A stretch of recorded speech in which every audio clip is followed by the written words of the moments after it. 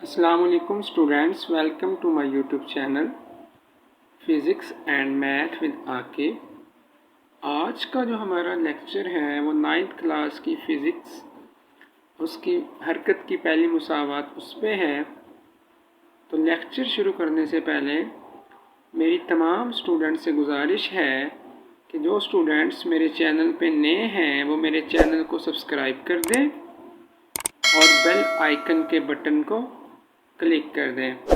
चलिए चलते हैं लेक्चर की तरफ। तो आज का जो हमारा लेक्चर है वो हरकत की पहली मुसावात यानी इंग्लिश में फर्स्ट इक्वेशन ऑफ मोशन है, जो वी एफ बराबर V I plus A T होता है। इसको हम प्रूफ करेंगे कि इसको ये कैसे आता है वी एफ बराबर V I plus A T. V F इसमें फाइनल वेलोसिटी मतलब आखिरी वेलोसिटी होती है, वी आई जो होता है वो आपके पास इनिशियल वेलोसिटी मतलब इब्तदाई वेलोसिटी होती है, और ए आपके पास एक्सेलरेशन और टी आपके पास टाइम होता है।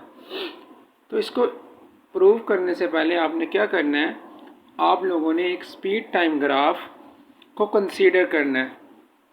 स्पीड टाइम ग्राफ के अंदर क्या होता है, हमारे पास स्पीड टाइम ग्राफ है, उसके अंदर क्या है कि एक ऑब्जेक्ट मूव कर रहा है। देखें स्पीड टाइम ग्राफ में क्या होता है कि हम वाई एक्सिस पे स्पीड लेते हैं और एक्स एक्सिस पे टाइम लेते हैं, ठीक है। तो यहाँ पे देखिए स्पीड बिल्कुल ज़ीरो होगी, ये ओरिजिन ओ है, स्पीड टाइम ग्राफ का ओरिजिन ओ है। यहाँ पे स्पीड जो है आपकी ज़ीरो होती है।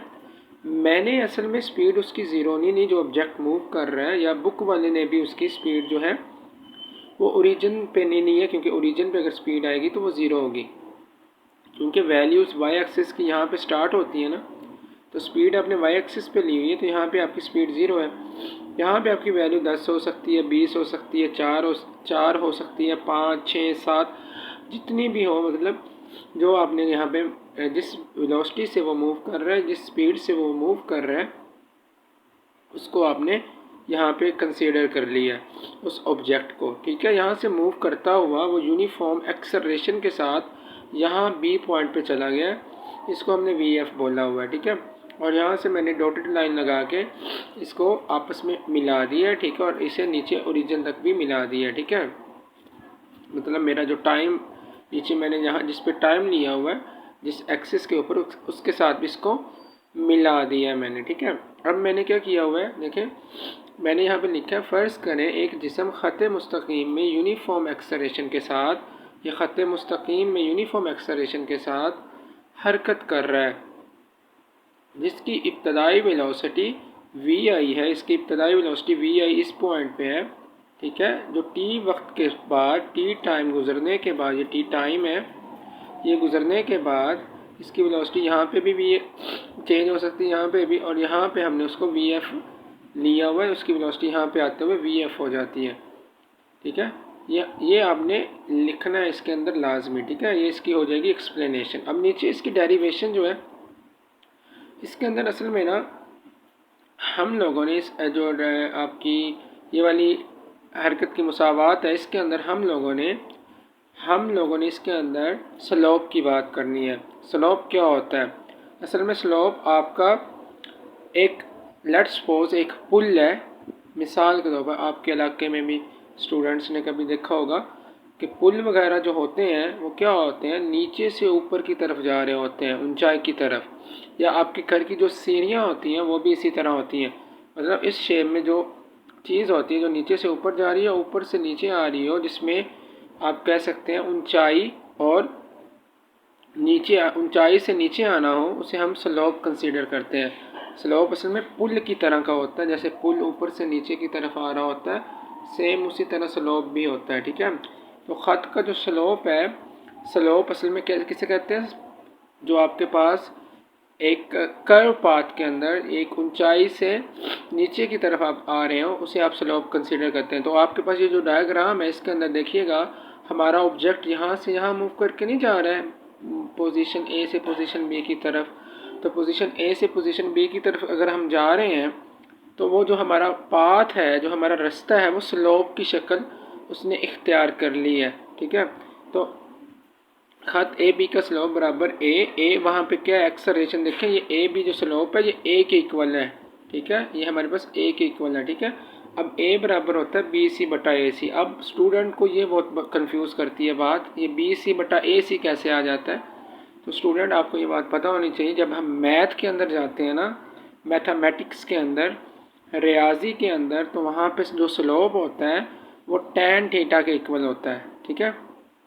एक बात याद रखेंगे स्टूडेंट्स, यहाँ पे अगर हम मूव करते हुए जा रहे हैं, जो भी पाथ बन रहा है, लेकिन यहाँ पे हमारा एक एंगल भी बन रहा है जिसे हम थीटा कहेंगे, सही है।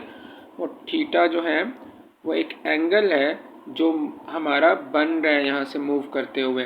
तो टैन थीटा जो होता है स्लोप, मैथ के अंदर जो स्लोप हम निकालते हैं वो टैन थीटा के इक्वल होता है, अमूद बटा कायदा आ जाता है। अब इस डायग्राम के अंदर, इस मुसल्लस के अंदर आपने देखना है ए बी सी जो मुसल्लस है, इसके अंदर आपके पास जो है जो अमूद है वो क्या होगा। देखिए एंगल के सामने जो होता है वो अमूद होता है, बी सी आपके पास अमूद है, तो इसलिए मैंने बी सी लिख दिया, ठीक है। ये मैंने रफ़ अमल में किया हुआ है, आपने इसको रफ़ अमल में आप भी करके दे सकते, सिर्फ समझाने के लिए ये कोई मुश्किल बात नहीं है, ठीक है, कोई इसमें ज़्यादा प्रॉब्लम नहीं है। तो बी सी आपके पास क्या अमूद है और ए सी आपके पास क्या आ जाएगा, कायदा आ जाएगा, ठीक है। बी सी क्या है यहाँ पे थीटा के सामने तो अमूद है और ए सी कायदा, तो मैंने असल में स्लोप टेन थीटा ही लिख दिया बी सी बटा ए सी। अब मैंने यहाँ पे नीचे कुछ वैल्यूज़ लिखी हुई हैं, बी डी मेरे पास वी एफ है, देखें बी डी जो है वो मेरे पास वी एफ के इक्वल आएगा, ठीक है जी स्टूडेंट्स। और जो मेरे पास ओ डी है वो मेरे पास टाइम के इक्वल आएगा। देखें ओ डी ये हॉरिजॉन्टल एक्सिस था, मतलब एक्स एक्सिस पे हमने टाइम लिया हुआ है, तो वो ओ डी टाइम के इक्वल आता है। और जो सी डी है वो मेरे पास वी आई के इक्वल है, ठीक है, क्योंकि मैंने यहाँ से मोशन स्टार्ट किया अपनी इब्तदाई वेलोसिटी से, ठीक है, वो वी आई के इक्वल है। अब ए तो बराबर बी सी बटा ए सी हो गया, अब बी सी बराबर B D minus C D. तो ये कैसे आ गया B C minus C D, तो ये मैं आपको बताता हूँ। देखें स्टूडेंट्स, हमारे पास इस डायग्राम के अंदर देखें तो बी सी जो है वो इस पूरी लेंथ का पार्ट है, मतलब हिस्सा है, बी सी इस पूरी बी डी लेंथ का हिस्सा। ये मैंने अलग पे इसी पूरी एक लाइन को बनाया हुआ है बी सी डी को, मैं आपको वहाँ पे समझाता हूँ। देखें स्टूडेंट्स, यहाँ पे क्या होगा, ये बी है और ये सी और ये डी है ना, हमें क्या चाहिए, हमें बी सी की वैल्यू निकालनी है मिसाल के तौर पर। अब ये पूरी लेंथ क्या है, बी डी है, ठीक है। अगर मैं पूरी लेंथ बी डी में से सी डी को माइनस कर दूँ, ठीक है, इस पूरी लेंथ बी डी में से मैं सी डी को माइनस कर दूं तो मेरे पास क्या आता है, बी सी के इक्वल आ जाएगा ना। मतलब ये पूरी लेंथ बी डी जो है इसमें से सी डी को माइनस कर दूं तो मेरे पास क्या आ जाएगा, बी सी। बी डी में से मैंने सी डी को माइनस कर देना तो मेरे पास क्या आ जाएगा, बी सी की वैल्यू आ जाती है, ठीक है। वही मैंने काम यहाँ पे करना है। तो मेरे पास ए बराबर बी सी बटा ए सी है, यहाँ पे ए सी है, यहाँ पे ए सी होगा, आपने कंफ्यूज नहीं होना है, ठीक है, इसका बटा ए सी है, ठीक है। तो ए बराबर B D minus C D, देखें अब बी सी बराबर B D minus C D है, तो बी सी की जगह पे B D minus C D बटा ए सी ही आ गया है। अब बी डी की जो वैल्यू है हमारे पास कितनी है, वी एफ होती है, तो मैंने यहाँ पे लगा दी वी एफ, और सी डी की वैल्यू वी आई होती वो लगा दी है, बटा ए सी की वैल्यू टी है, ठीक है। ए सी क्या था, देखें जितनी लेंथ ओ डी है उतनी लेंथ ए सी भी है। अगर ओ डी टाइम के इक्वल है तो आपका ए सी भी टाइम के इक्वल ही है, ठीक है। और ये आपस में पैरेलल भी है, ये बात भी याद रखनी। अगर ये हॉरिजॉन्टल एक्सिस है तो ये भी हॉरिजॉन्टल एक्सिस है, एक्स एक्सिस है। टाइम यहाँ पे ले सकते हैं तो यहाँ पे भी ले सकते हैं, ठीक है। तो इसी तरह यहाँ पे क्या हो जाएगा, ए बराबर वी एफ माइनस वी आई बटा टी, ठीक है। ए बराबर वी एफ माइनस वी आई बटा टी आ जाएगा, और आपके पास जो वी एफ माइनस वी आई इधर ही रहेगा, टी उधर जाकर मल्टीप्लाई ए टी हो जाएगा। अब मुझे वी एफ़ चाहिए, वी एफ़ माइनस वी आई इधर माइनस हो रहा है, ये उधर जाके प्लस कर जाएगा और वी एफ़ बराबर वी आई प्लस 80, ये हमारी हरकत की पहली मुसावात आ जाएगी। तो स्टूडेंट्स मैं उम्मीद करता हूँ आज का जो लेक्चर है ये आपको समझ में आएगा। बहुत ही आसान और बहुत ही इम्पोर्टेंट हमने आज मुसावात की है। तो जिन स्टूडेंट्स को जो भी प्रॉब्लम आए इसके अंदर, इस क्वेश्चन के अंदर या मुसावात के रिलेटेड कोई भी क्वेश्चन हो तो वो कमेंट सेक्शन के अंदर पूछ सकते हैं। तो इंशाल्लाह अगली वीडियो में मिलते हैं। ओके जी, अल्लाह हाफिज़।